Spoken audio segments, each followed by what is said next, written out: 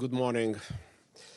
I've just concluded an extraordinary meeting of senior UN leaders to discuss the unprecedented developments in Israel and the occupied Palestinian territory. Let me begin by repeating my utter condemnation of the abhorrent attacks by Hamas and others against Israeli towns and villages in the Gaza periphery, which have left over 800 Israelis dead and more than 2,500 injured. Sadly, these numbers are expected to rise as the attacks are ongoing and many remain unaccounted for.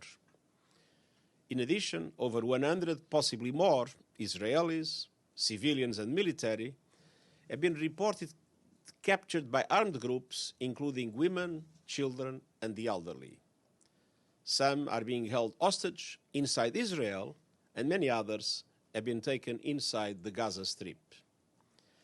Meanwhile, Hamas and Palestinian Islamic Jihad have launched thousands of indiscriminate rockets that have reached central Israel, including Tel Aviv and Jerusalem. I recognize the legitimate grievances of the Palestinian people, but nothing can justify these acts of terror and the killing, maiming, and abduction of civilians. I reiterate my call to immediately cease these attacks and release all hostages. In the face of these unprecedented attacks, Israeli airstrikes have pounded Gaza. I'm deeply alarmed by reports of over 500 Palestinians, including women and children, killed in Gaza and over 3,000 injured. Unfortunately, these numbers are rising by the minute as Israeli operations continue. While I recognize Israel's legitimate security concerns, I also remind Israel that military operations must be conducted in strict accordance with international humanitarian law. Civilians must be respected and protected at all times. Civilian infrastructure must never be a target. And we already have reports of Israeli missiles striking health facilities inside Gaza, as well as multi-storied residential towers and a mosque.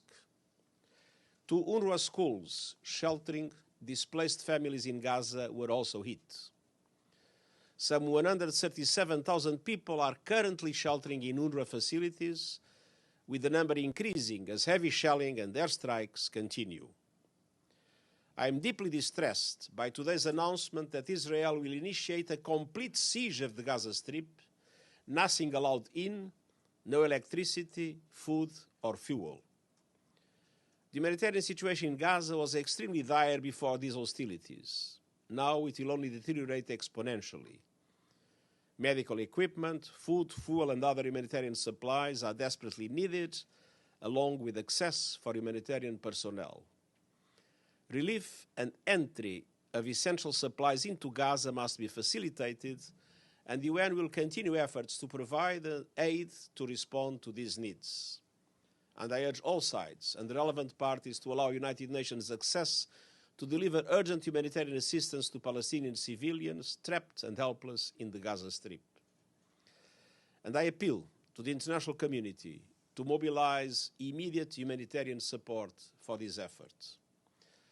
The UN Special Coordinator and I are engaging with leaders in the region to express our concern, our outrage, and to advance efforts to avoid any spillover to the wider Middle East. Even in these worst of times, and perhaps especially in the most trying moments, it is vital to look to the long-term horizon and avoid irreversible action that would embolden extremists and doom any prospects for lasting peace. This most recent violence does not come in a vacuum. The reality is that it grows out of a long-standing conflict with a 56-year-long occupation and no political end in sight. It's time to end this vicious circle of bloodshed, hatred, and polarization. Israel must see its legitimate needs for security materialized, and Palestinians must see a clear perspective for the establishment of their own state realized.